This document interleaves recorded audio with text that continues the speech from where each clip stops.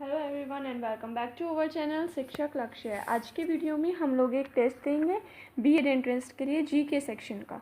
तो आइए हम इस टेस्ट को स्टार्ट करते हैं क्वेश्चन नंबर 1 से। क्वेश्चन नंबर 1 कहता है सबसे नवीन वेद कौन सा है, सामवेद, अथर्ववेद, ऋग्वेद या यजुर्वेद। आपको क्या करना है, आपको ऑप्शन सुन लेने के बाद वीडियो को पॉज कर लेना है और अपना आंसर आपको बताना है। फिर सही आंसर से अपना आंसर मैच करके अपनी स्कोरिंग देखनी है। इसमें पूरे 50 क्वेश्चंस हैं। तो आइए हम इसका फर्स्ट क्वेश्चन नंबर 1 का आंसर जान लेते हैं। तो सबसे जो पुराना वेद है वो तो है आपका ऋग, और जो सबसे नया वेद है वो है अथर्ववेद। कौन सा है? अथर्ववेद। तो इसका ऑप्शन बी राइट होगा।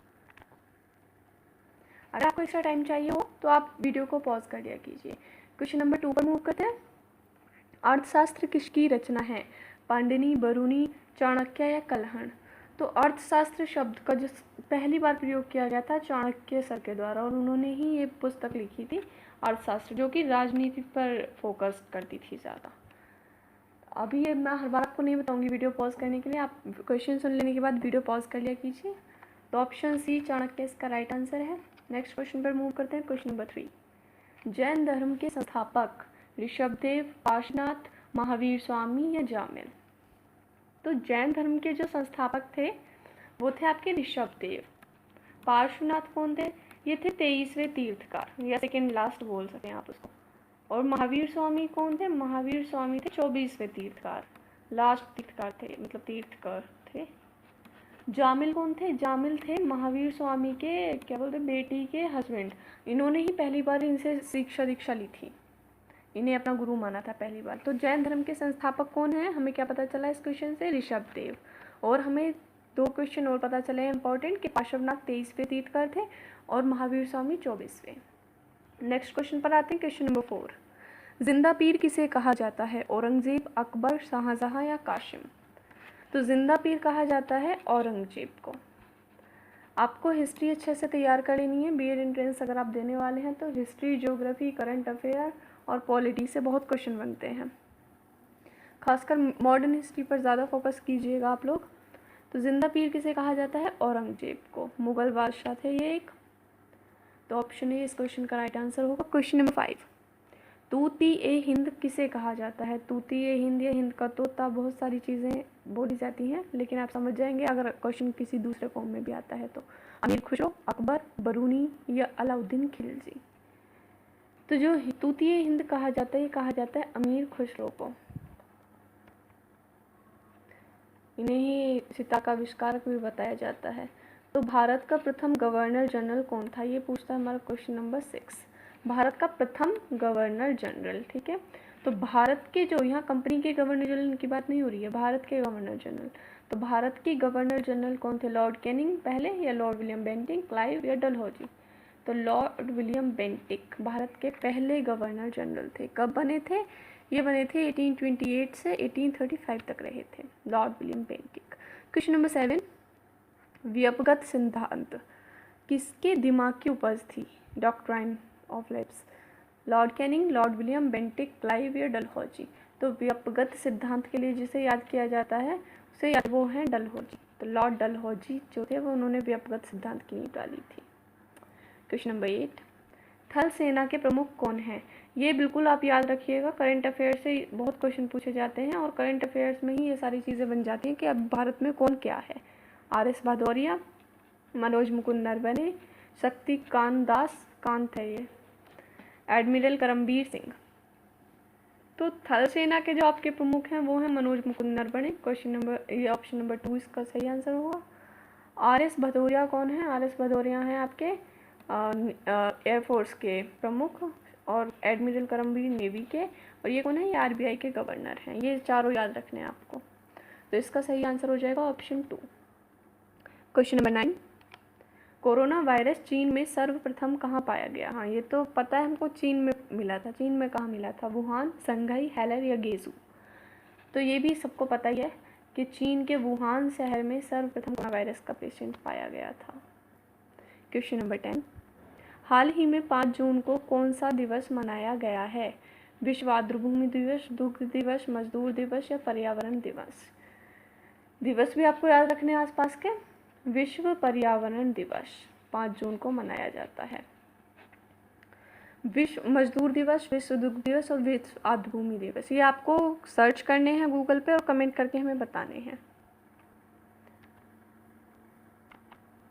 कौन सा देश कोरोना फ्री देश बन गया है? नॉर्वे, न्यूजीलैंड, भारत या ब्राज़ील? तो अभी जल्दी में जो कोरोना वायरस फ्री देश बना है पहला, वो बना है आपका न्यूजीलैंड। न्यूजीलैंड में अब कोरोना वायरस मुक्त हो चुका है। ऑप्शन 2। क्वेश्चन नंबर 12, ताजमहल का डिज़ाइन तैयार करने वाला वास्तुकार कौन था? ठीक है, मोहम्मद हुसैन, उस्ताद ईशा, शाह अब्बास या इस्माइल? तो ताजमहल का जो डिज़ाइन तैयार कराया था, किसने कराया था? उस्ताद ईशा। तो यहाँ पे एक अलग तरह का क्वेश्चन बनता है, ये ताजमहल किसने बनवाया था पूछा जाता है। यहाँ पर आपसे पूछा गया है कि किसने डिज़ाइन तैयार किया था, वास्तुकार कौन था? उस्ताद ईशा।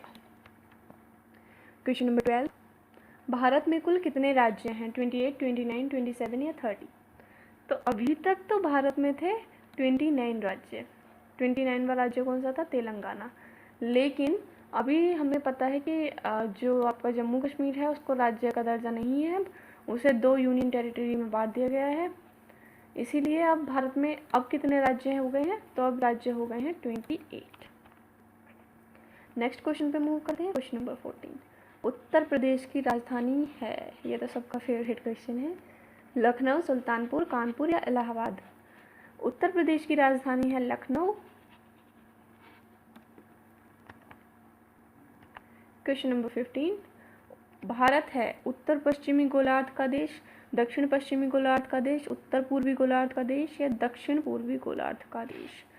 तो जो हमारा भारत है, मैं पहले आपको आंसर बता देती हूँ, ये है उत्तर पूर्वी गोलार्ध का देश। अब कैसे है ये भी जान लेते हैं। मान लेते हैं ये हमारी अर्थ है, ठीक है। इसको अगर हम 4 पार्ट्स में डिवाइड करें इस तरह से, आधा इधर से आधा और इधर से भी आधा, तो हमारा जो इंडिया पड़ेगा वो इधर साइड पड़ेगा, ठीक है। अब ये हम दिशा देखें तो कौन सी है? ये तो साउथ है आपकी, ये नॉर्थ है, ये कौन सी है? ईस्ट, और ये है वेस्ट।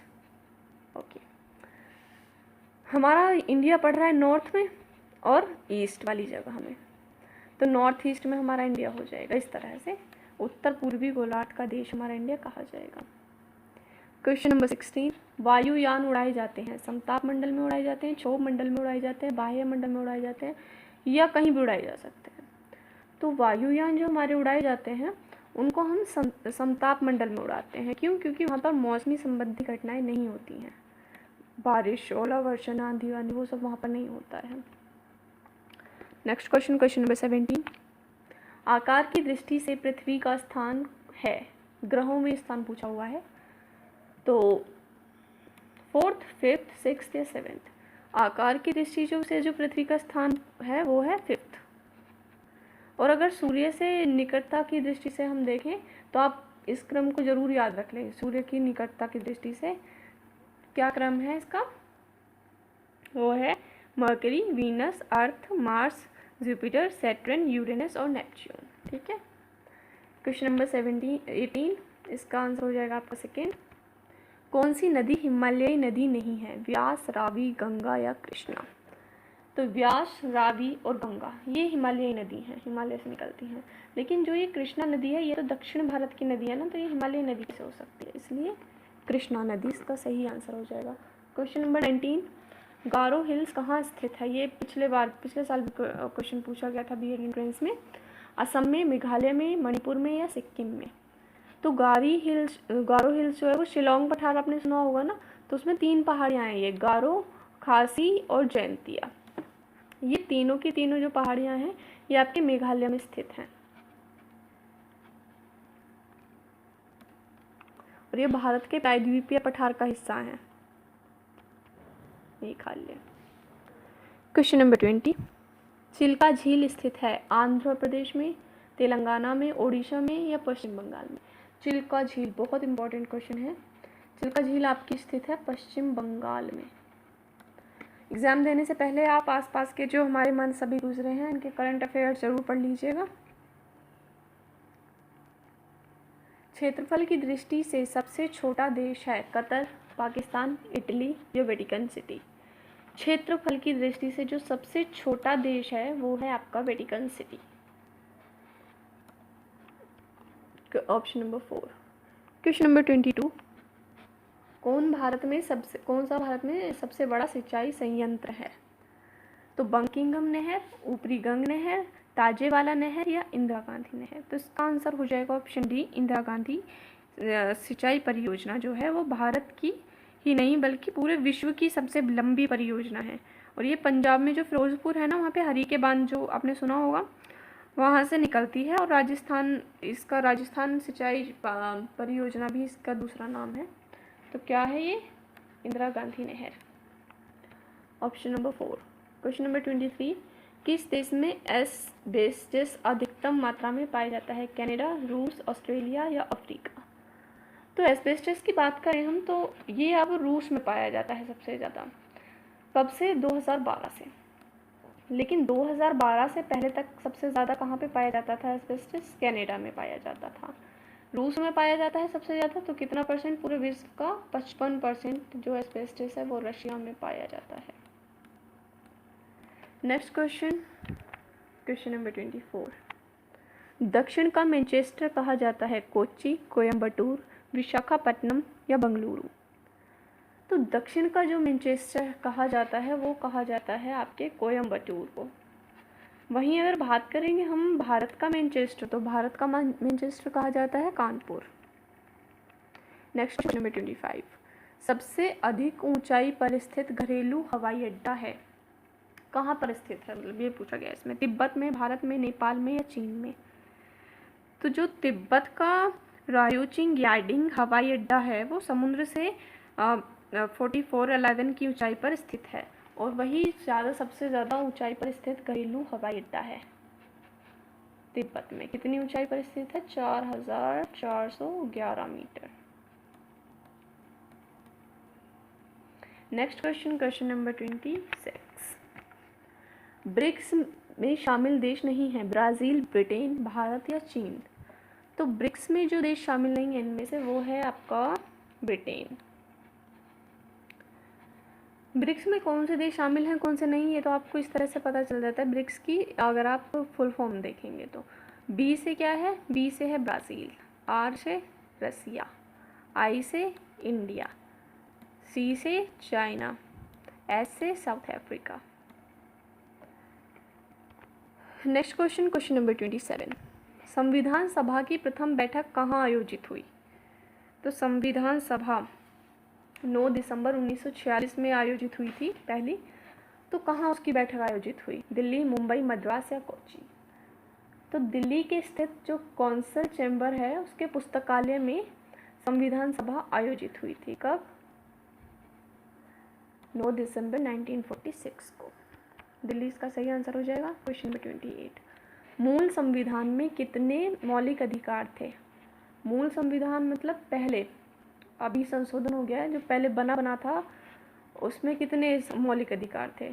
7, 6, 5 या 3? उसमें 7 मौलिक अधिकार थे, जिसमें से संपत्ति के अधिकार को बाद में हटा दिया गया। इस तरह से 6 बच गए फिर। Question number 29। राज्य के नीति निदेशक तत्वों का वर्णन संविधान के किस भाग में किया गया है? भाग 4, भाग 3, भाग 6 या भाग 14? तो संविधान के भाग 4 में राज्य की नीति का वर्णन किया गया है। अगर आप क्वेश्चन बहुत इंपॉर्टेंट रहेगा के लिए, अगर आप ये आपको फिर वीडियो देख के याद हो जाएंगे। तो भाग 4 में जो है वो संविधान के भाग 4 में राज्य के नीति निदेशक तत्वों का वर्णन किया गया है। अच्छा, भाग 4 में किया गया है, लेकिन अनुच्छेद हैं 36 से लेके 51।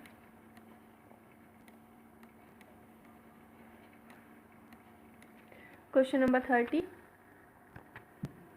संविधान सभा के अस्थायी अध्यक्ष कौन बने थे? तो मैंने अभी आपको तो जब उसमें अध्यक्ष को चुनने की बात आई तब कहा जाने लगा कि सीनियरिटी के बेस पर चुना गया। किसे? राजेंद्र प्रसाद, डॉक्टर सच्चिदानंद सिन्हा, गांधी जी या डॉक्टर भीमराव अम्बेडकर? तो डॉक्टर सच्चिदानंद सिन्हा जी को चुना गया था अस्थायी अध्यक्ष। और फिर 11 दिसंबर को, उसी साल 11 दिसंबर 1946 को डॉक्टर राजेंद्र प्रसाद को चुन लिया गया था अस्थायी अध्यक्ष। ठीक है, तो पहले अध्यक्ष कौन बने थे? Doctor Sachchidanand Sinha. Question number 31। UK का राष्ट्रीय चिन्ह क्या है? अशोक का चक्र, चमेली का फूल, वाटर लिली, वाइट लिली। यहाँ पे मेरा मेन जो ऑब्जेक्टिव है वो आपको इन 4 देशों के राष्ट्रीय चिन्ह से परिचित कराना है। अशोक चक्र तो हमारे भारत का है, चमेली का फूल पाकिस्तान का है, वाटर लिली कहाँ का है, वाटर लिली है आपका बांग्लादेश का, और वाइट लिली कहाँ का, वाइट लिली है आपका यूके यूनाइटेड किंगडम का, और यह अशोक चक्र अपने भारत का है। तो इसका आंसर सी हो जाएगा, option number 4। Question number 32, Bharat और चीन की विभाजन रेखा को कहते हैं ड्यूरेंट रेखा, मैकमोहन रेखा, रेडक्लिफ या हिडेनबर्ग रेखा। तो जो भारत और चीन की विभाजन रेखा है उसको क्या कहते हैं, हम उसको कहते हैं मैकमोहन रेखा। ड्यूरेंट रेखा क्या है, ड्यूरेंट रेखा पाकिस्तान और अफगानिस्तान की विभाजन रेखा है, और जब तक हमारा मतलब इंडिया और पाकिस्तान का विभाजन नहीं हुआ था तब तक वो इंडिया और अफगानिस्तान की विभाजन रेखा थी। मैकमोहन रेखा कौन सी है, मैकमोहन रेखा आपकी इंडिया और चाइना की है, रेडक्लिफ रेखा इंडिया पाकिस्तान की है, और हिडेनबर्ग जो है ये जर्मन और पोलैंड की है। क्वेश्चन नंबर 33, विश्व का प्रथम धर्म बौद्ध धर्म, जैन धर्म, सनातन धर्म या ईसाई धर्म। विश्व का प्रथम धर्म है सनातन धर्म, ऑप्शन सी। क्वेश्चन नंबर 34, विश्व का प्रथम विश्वविद्यालय तक्षशिला विश्वविद्यालय, लंदन विश्वविद्यालय, नालंदा विश्वविद्यालय, लिप्जिंग विश्वविद्यालय। तो विश्व का जो प्रथम विश्वविद्यालय है वो है तक्षशिला विश्वविद्यालय, ऑप्शन ए। क्वेश्चन नंबर 35, काठी कहाँ का नृत्य है, उत्तर प्रदेश का, केरला का, हिमाचल का या पश्चिम बंगाल का। तो काठी जो नृत्य है वो है आपके पश्चिम बंगाल का। और ऑप्शंस की बात करते हैं, उत्तर प्रदेश का नृत्य कौन सा है, रासलीला, केरल का कथक, हिमाचल का धमाल और पश्चिम बंगाल का काठी। नेक्स्ट क्वेश्चन पर मूव करते हैं। क्वेश्चन नंबर 36, सर्वाधिक पशुओं वाला देश बांग्लादेश, अफगानिस्तान, भारत या रूस। सर्वाधिक पशुओं वाला देश है भारत। कभी कभी क्वेश्चन पूछ लिया जाता है नदियों का देश कौन सा है, तो नदियों का देश है बांग्लादेश, नहरों का देश है Pakistan. Question number 37, vitamin A का रासायनिक नाम क्या है, थायनिल, रेटिनल, राइबोफ्लेविन या बायोटिन। तो विटामिन ए का जो रासायनिक नाम है वो है रेटिनल। और बात करें इसके अदर ऑप्शंस की, तो ये जो है आपका थायमिन और राइबोफ्लेविन और बायोटिन, ये हैं आपके। इसके पहले हम देख लेते हैं कि एक ही कमी से कौन सा रोग होता है। पहले एक ही बात कर लेते हैं, एक ही कमी से होता है रसौंधी।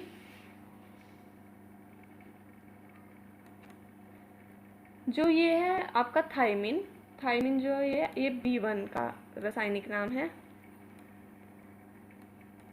राइबोफ्लेविन को किसका नाम है, राइबोफ्लेविन है B2 का नाम। और बायोटिन किसका नाम है, बायोटिन है B7 का नाम। नेक्स्ट क्वेश्चन पे मूव करते हैं। क्वेश्चन नंबर 38, रामकृष्ण मिशन के संस्थापक थे स्वामी विवेकानंद, दयानंद सरस्वती, राजा राम मोहन राय या रविंद्रनाथ टैगोर। तो रामकृष्ण मिशन के संस्थापक थे स्वामी विवेकानंद। स्वामी विवेकानंद के गुरु थे रामकृष्ण परमहंस, और उनकी मृत्यु के बाद इन्होंने ये मिशन बनाया था। दयानंद सरस्वती जी को याद किया जाता है मुख्यतः उनकी पुस्तक सत्यार्थ प्रकाश के लिए। और राजा राम मोहन राय जो थे आपके, इन्होंने ब्रह्म समाज की स्थापना की थी। रविंद्रनाथ टैगोर जी के तो आपको पता ही है, हमारा राष्ट्रगान लिखा था, और भी बाकी कुछ। Question number 39, PC Mahalanobis model पर आधारित पंचवर्षीय योजना थी, पहली, पांचवी, दूसरी या चौथी। तो PC महालनोबिस मॉडल पर आधारित जो पंचवर्षीय योजना थी वो थी दूसरी पंचवर्षीय योजना। क्वेश्चन नंबर 40, इनमें से किस पंचवर्षीय योजना में GDP वृद्धि का लक्ष्य बाद में घटा दिया गया था। मतलब पहले तो जो रखा उसके बाद उसे घटा दिया गया जितना लक्ष्य रखा गया। 7वीं में, 8वीं में, 9वीं में या 10वीं में। तो 10वीं में जो आपकी 10वीं जो पंचवर्षीय योजना थी, इसमें जब ये पंचवर्षीय योजना बनी थी तब इसका लक्ष्य कितना रखा गया था, 8%। बाद में घटाकर कितना कर दिया गया, बाद में इसको घटाकर कर दिया गया 7%। अचीव कितनी हुई, अचीव हुई थी 7.8%।